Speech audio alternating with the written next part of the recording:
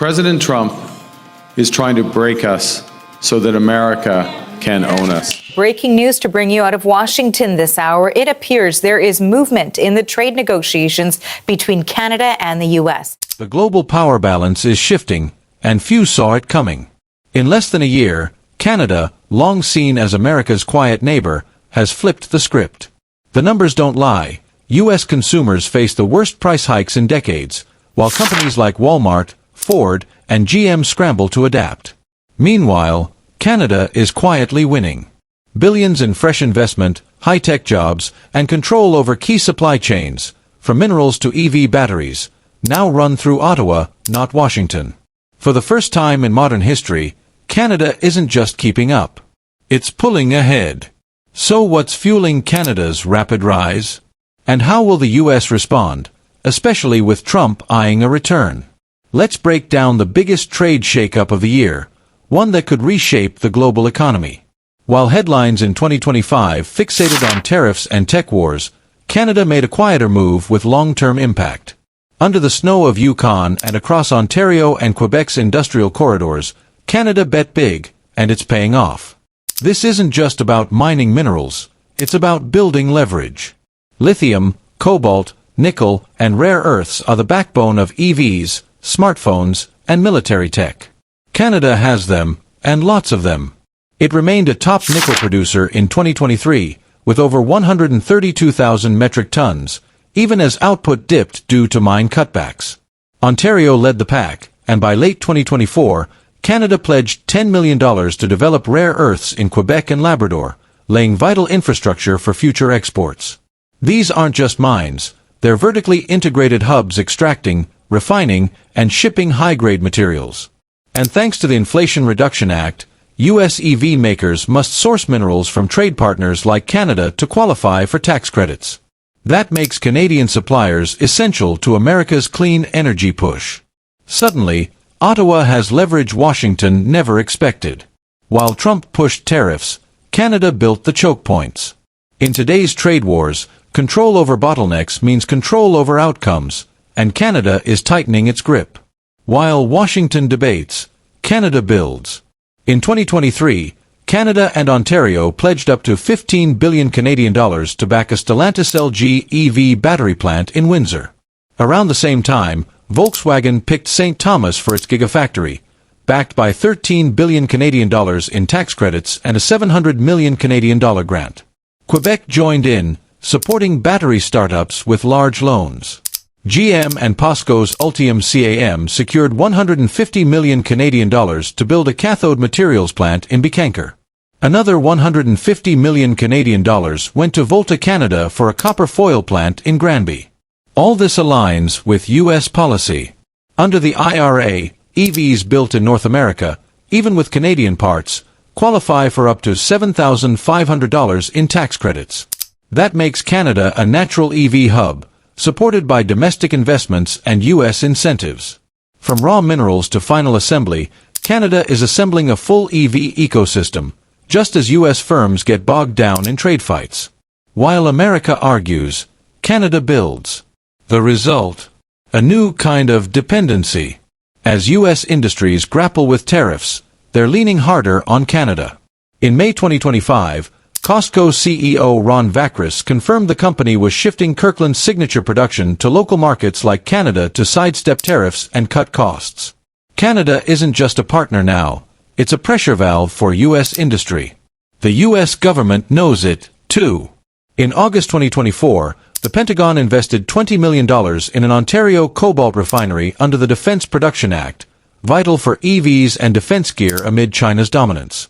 Canada added $3.66 million Canadian dollars of its own. As of early 2025, Canada supplied major shares of U.S. consumption, 71% of potash, 50% of refined zinc, and 23% of nickel. These aren't just trade figures, they're lifelines for sectors from farming to defense. While the U.S. wrestles with tariffs and inflation, Canada is becoming indispensable. And now, it's thinking bigger. Ottawa isn't just helping the U.S. anymore, it's stepping out as a global trade power. Canada isn't catching overflow. It's redrawing the map. While Washington is stuck in partisan gridlock, Canada is quietly reshaping global trade. Since 2022, Ottawa has expanded far beyond USMCA, locking in deals with the EU, UK, South Korea, ASEAN, and joining the CPTPP. These agreements give Canadian exporters access to over 1.5 billion consumers and 66% of global GDP. The real shift began in late 2022 with Canada's $2.3 billion Indo-Pacific Strategy, a 5-year plan aimed at building deep trade ties with India, Vietnam, Indonesia, and South Korea. It includes investments in logistics, digital infrastructure, and trade capacity, reducing reliance on any single market, including the U.S. By March 2025, Canadian exports beyond the U.S. jumped nearly 25% in a single month, early evidence that the strategy is paying off. With global trade risks rising, Canada is creating a safety net: diversified markets, smoother logistics, and more predictable trade flows. While the U.S. is tangled in tariff fights, Canada is building a new trade backbone connecting North America with Asia. Multinational companies are noticing. Tech, auto, and agribusinesses are shifting north, not for headlines, but for stability. As U.S.-China tensions rise, Canada offers a lower-risk alternative with direct access to Europe and Asia.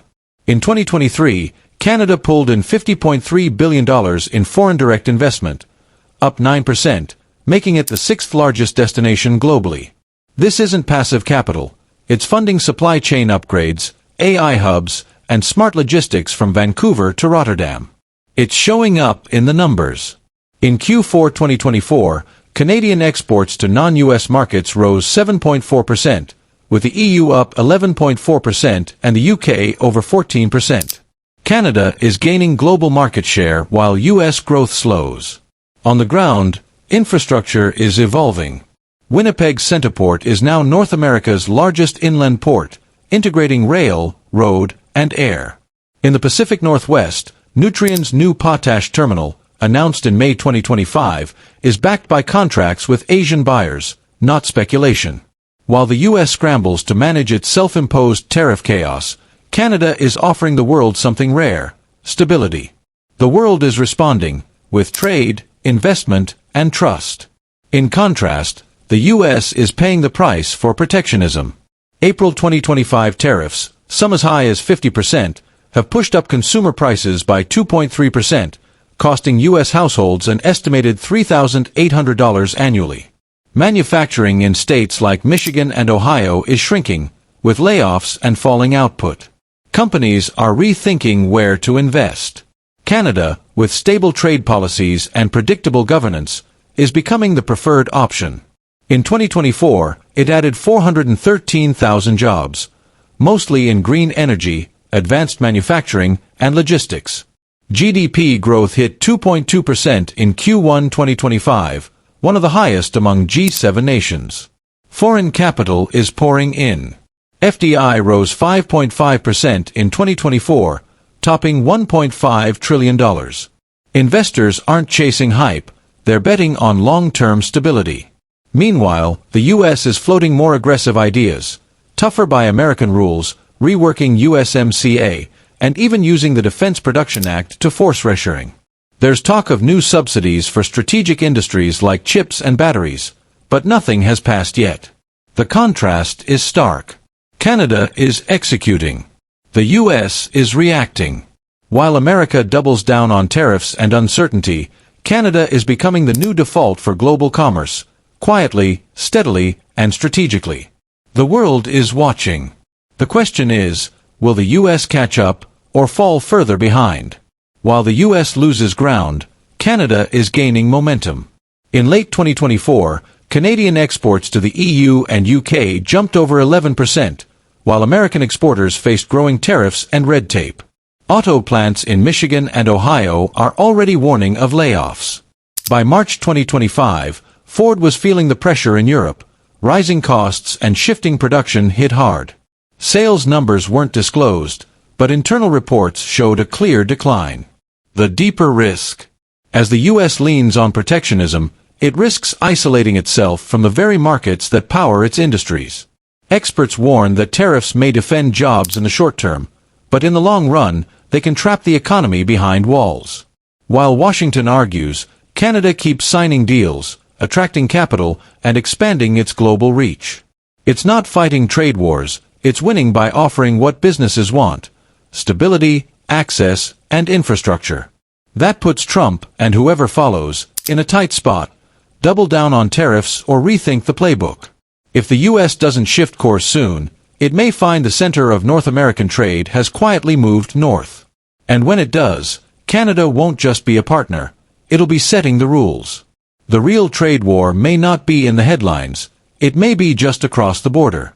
While the U.S. is tangled in tariffs and lawsuits, Canada is quietly taking the lead.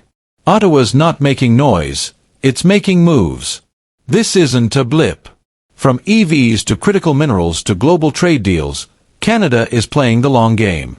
Meanwhile, U.S. retailers are already hurting. Slower deliveries, higher costs, and tighter margins, all thanks to policies meant to help but now doing the opposite. So what's next? Will Trump, or Washington, make a bold move to reclaim the lead? Or will Canada keep rising, step by step, until it's too late? One thing's clear: this isn't over. Not even close.